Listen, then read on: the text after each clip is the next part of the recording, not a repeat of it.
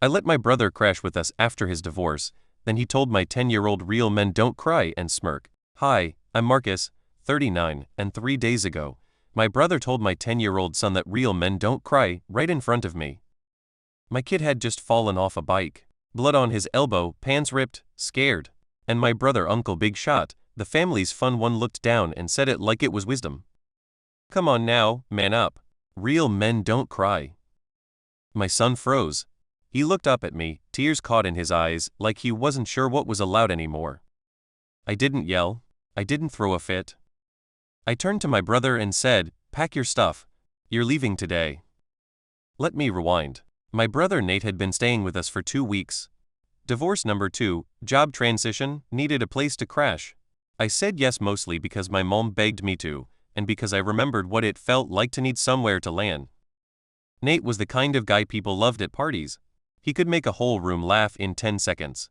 But when the room emptied, he had this habit of turning into someone else. Quieter, meaner, more like the version of our dad we all pretended didn't live inside us. I told him, before he moved in, "You can stay here while you figure stuff out. But I've got one rule." He raised an eyebrow. "What, no naked cereal eating?" "No," I said, "no garbage talk around my kid. No yelling.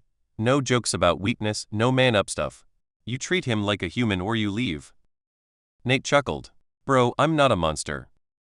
But monsters don't walk in with teeth. They walk in with charm.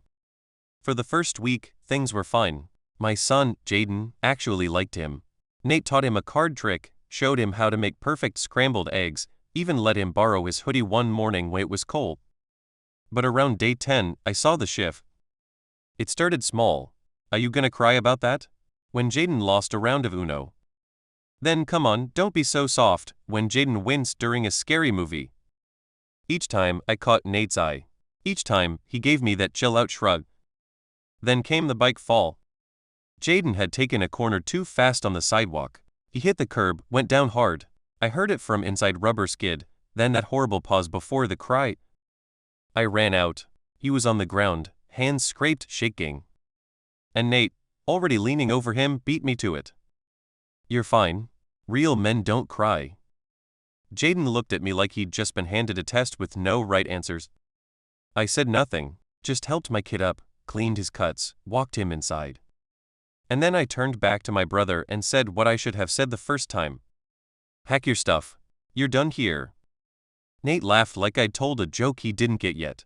"Wait, what? You serious?" Jaden sat at the kitchen table behind me, quietly peeling off a Scooby-Doo Band-Aid wrapper. His elbow was still bleeding, but he was doing what my family trained us to do: shrink the pain down to something polite. I didn't raise my voice. "I told you before you moved in. No tough guy lectures. No trash talk. No toxic man nonsense. You broke that." Nate scoffed. "He fell off a bike, Marcus. I didn't punch him in the face." "Yeah," I said, "but you reached for his voice before I could hear it." That's the thing people like my brother don't get. You don't have to bruise a kid's face to make them feel small. You just have to teach them that their fear, their pain, their tears make them weak. And once they believe that, they'll spend their whole lives trying to pretend they don't feel anything. Just like we did. "I didn't mean anything by it," Nate muttered, starting to pace. "It was just a reflex." That's the problem. He waved a hand. "God, you're being so dramatic. The world's not gonna give that kid a trophy for crying." Jaden flinched at that. He thought we didn't notice. I did. I turned to Nate. "You're not here to be the world. You're here to be safe. And if you can't be safe, you can't be here." He stopped pacing. "You're really kicking me out? Over that?" "No," I said, "I'm kicking you out because you made my son think he had to ask permission to feel something." Nate went quiet for a second. Then he laughed again, sharp this time. "Wow, guess you've turned into mom." That one hit. But not the way he meant. Because here's the truth, our mom did everything she could to keep us from becoming our father. The kind of man who drank anger like coffee and used silence like a weapon. She tried to teach us softness, but the noise of our house was always louder. And now Nate was carrying it forward, one stupid sentence at a time. "I'm not our mom," I said finally. "I'm not gonna protect you while you hurt someone else." Jaden stood up, walked over to me, and without saying a word, reached for my hand. That was it. That was the line. And Nate was on the other side of it. He didn't argue anymore. Just went to the guest room, slammed a few drawers, and 15 minutes later walked out the door with a garbage bag full of clothes and a phone charger hanging from his fist. Before he left, he turned back once. Good luck raising a man who thinks crying is brave. I didn't say anything.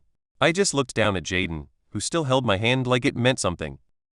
Then I said, loud enough for my son to hear, "Real men don't shame kids for being human." And I closed the door. The next morning, my mom called before I even finished my coffee. No hello, no good morning. Just her voice, sharp and fast. "What did you do to your brother?" I took a long breath through my nose. I told him to leave. "You what?" she hissed. "Marcus, he's going through a hard time." "Jaden's 10, I said calmly. "He's also going through a hard time. You just don't care as much because he doesn't have a beard." Silence. I let it sit there. Let it stretch. Then she tried again, but softer this time. "You know Nate didn't mean anything by it. He's old school. That's just how we were raised." I stared at the mug in my hands. The way we were raised. Like feelings were termites. Like softness was something to be beaten out of you before the world did it worse. I said, "Exactly. And I'm not passing that down." "Marcus, come on." He needed help. So did Jaden. She went quiet again, and this time I could hear it, not guilt. Frustration. The kind you get when someone stops playing their part in the family play. That's the thing about my family. Peace was always the goal, as long as peace looked like silence and obedience. "I'm not mad at you," she said finally, which meant she absolutely was. "I just think you could have handled it better." "Handled what better?" I asked. "The part where my son got shamed in his own house, or the part where I told the guy responsible to leave?" "You didn't have to kick him out that fast." "No," I said, "but I had to make it real. For Jaden." She exhaled like I'd exhausted her. "You've always been dramatic." That one hit a nerve. Because dramatic was what they called me when I cried at Dad's funeral. I was 11. Dramatic was what they called me when I said I didn't want to visit Uncle Terrence anymore, because he drank too much and looked at me too long. Dramatic was the label they gave every emotion that didn't serve them. But this wasn't drama. This was protection. So I said it plainly. Jaden's watching me. He's learning what love looks like, what safety feels like. If I let someone shame him and then let that person stay, what does that teach him? My mom didn't answer. "I'll talk to you later," I said, and hung up before she could spin the conversation again. Jaden was at the table, building something with Legos. Not saying much. I walked over, crouched beside him. "You okay?" He nodded, "Kind of. I heard you on the phone." "Yeah?" I said gently. He didn't look up. Was Grandma mad? I hesitated. "A little, but I'm not." He paused his building. "Is Uncle Nate gonna come back?" I shook my head. "Not here. Not if he keeps talking like that." Jaden looked at me, eyes searching. "Because of what he said?" "Because of how it made you feel," I said. "This house is yours too. It should feel safe. You should feel safe." He blinked fast, like he didn't know what to do with that. Then he whispered, "Thanks." And I thought, this is where the chain breaks. That night, Jaden asked if he could sleep in my room. He hadn't done that in years. I didn't ask why. I just moved over, lifted the blanket, and let him crawl in beside me like he used to when he was 5 and the thunder scared him. He didn't say anything at first. Just laid there, quiet and small. Then he whispered, "Did you ever cry when you were a kid?" I turned my head toward him in the dark. "Yeah, a lot." "Did Grandpa yell at you for it?" I swallowed. Sometimes. He didn't like emotions he couldn't control. Jaden was quiet again. Then he said, "Uncle Nate talks like Grandpa." I closed my eyes. "Yeah, buddy, he does." When I was Jaden's age, I cried at a birthday party because another kid pushed me into the pool and I couldn't swim yet. I remember coming up coughing, scared, and grabbing for my dad. He yanked me by the arm, dragged me out, and hissed, "You're embarrassing me." That was it. No towel. No comfort. Just shame. I'd spent so many years telling myself it wasn't that bad. Because that's what we do. We protect the people who hurt us if they're the ones who raised us. I didn't want Jaden to have to unlearn that. I wanted him to never learn it in the first place. So I said, "I didn't have someone who told me it was okay to feel stuff. But I want to be that for you." Jaden was silent, but he scooted closer. Just a little. That's when I knew I'd done the right thing. It wasn't about kicking Nate out. It was about choosing who I let shape my son. The next day, I got a text from Nate. Guess you're the sensitive parent now. Hope your boy learns how to handle the real world someday. I stared at it for a long time. Then I replied, he will, but he won't learn it from people who think the real world means burying your feelings. He'll learn it from people who show up, stay soft, and stay strong. And that's not you. Blocked his number after that. I wasn't interested in debating a man who thought empathy was weakness. Later that week, Jaden came home from school with a bruise on his knee. He'd fallen during recess. His teacher said he handled it fine, but when he got home, he limped through the door and said, I didn't cry, but I wanted to. I crouched down, looked him in the eye. You're allowed to cry, bud. Crying doesn't make you weak. It means you're listening to your body. He nodded slowly, and then, like he was testing it, said, it really hurt. I bet it did, I said, pulling him into a hug. You're allowed to say that out loud. I felt him relax in my arms, just a little. And I realized something right then. Maybe the world would still be harsh sometimes. Maybe kids would still get pushed, scraped, shamed. But if I could build him a home that never made him ashamed of the healing part, then I'd already broken the cycle.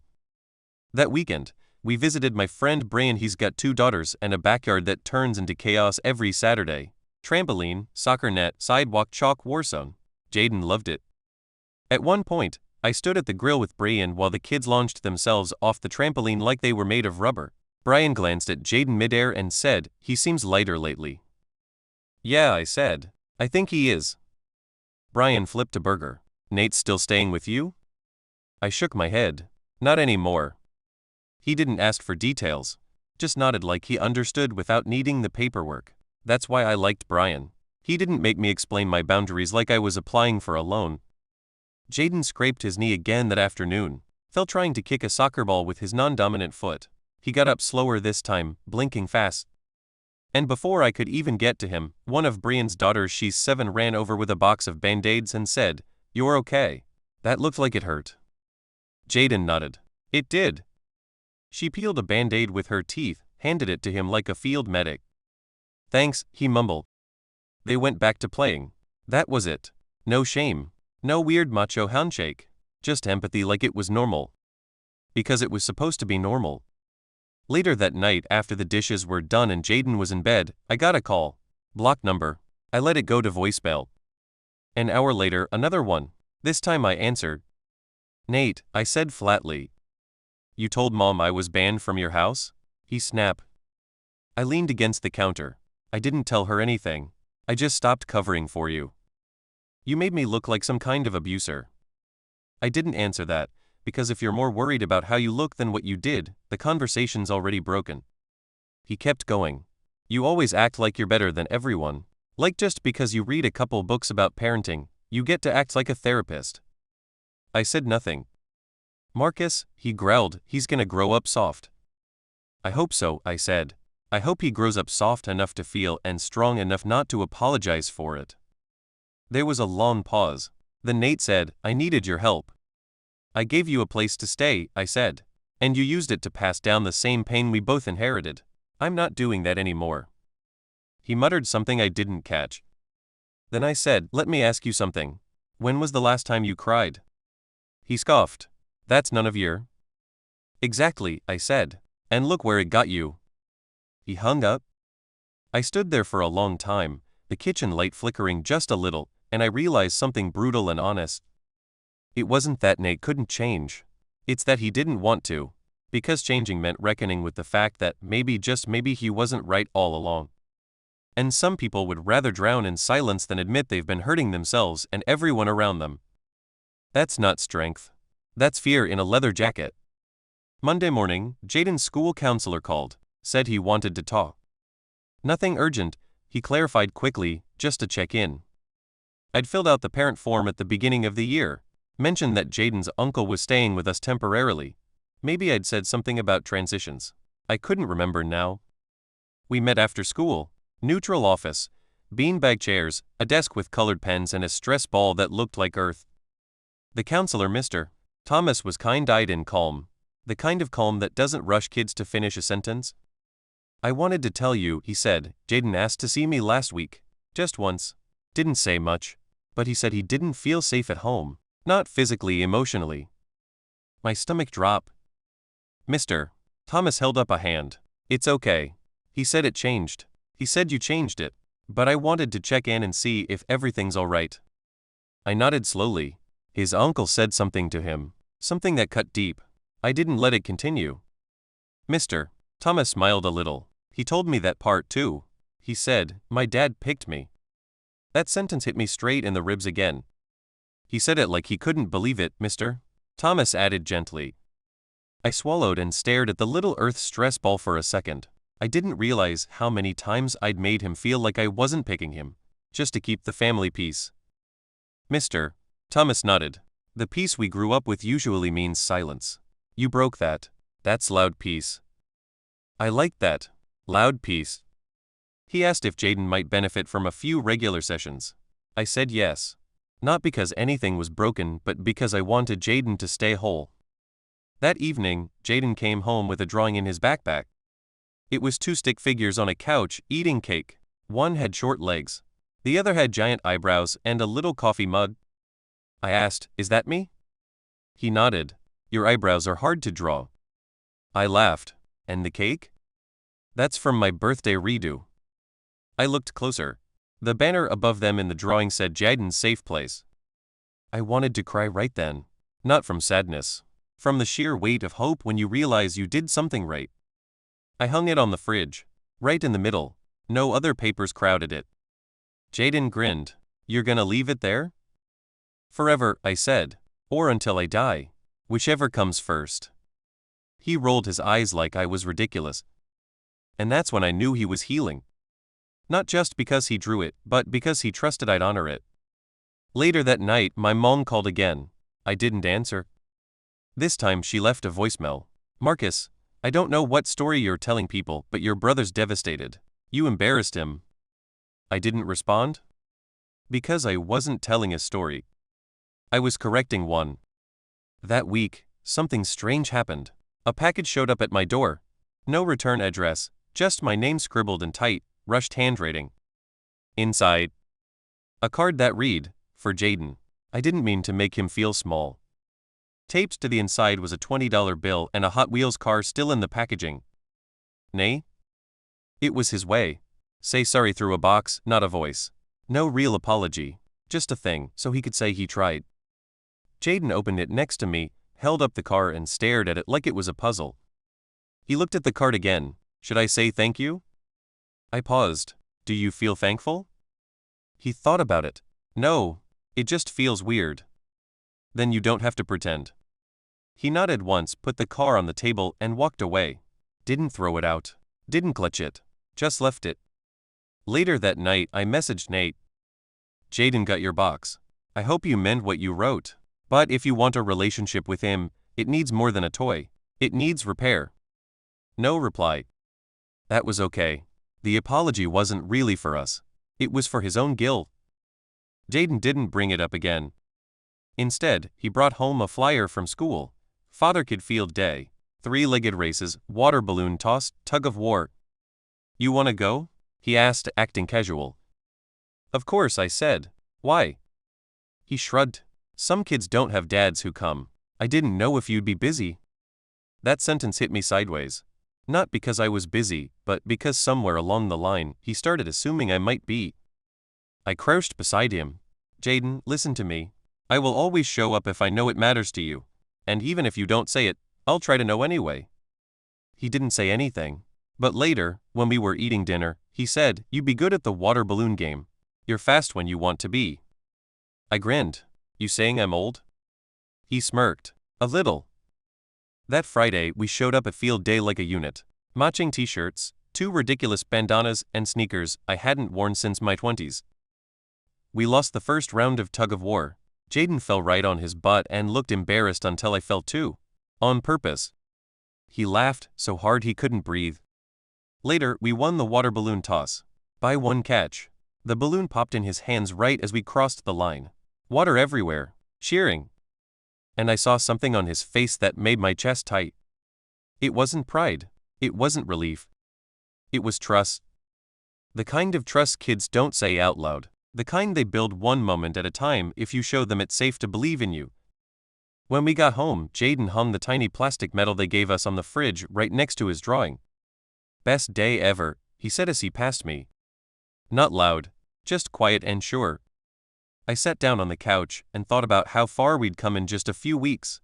Not because we fixed Nate, not because we got revenge, but because we unplugged the speaker that kept trying to drown out Jaden's voice. I'd been raised to think being a man meant carrying weight without complaint. But maybe real strength is putting the weight down when it's crushing the people you love. A few Sundays later, Jaden and I were at the park, just the two of us, a frisbee, and the kind of breeze that makes everything feel easier than it is. He was better at catching now, faster, more confident, but not in that I have to prove something way. It was softer. He laughed when he missed. He didn't look around to see who was watching. At one point, we sat on the swings, legs half dragging through the mulch. He turned to me, kicking gently. "Do you think Uncle Nate's gonna say sorry again?" I considered my answer, carefully.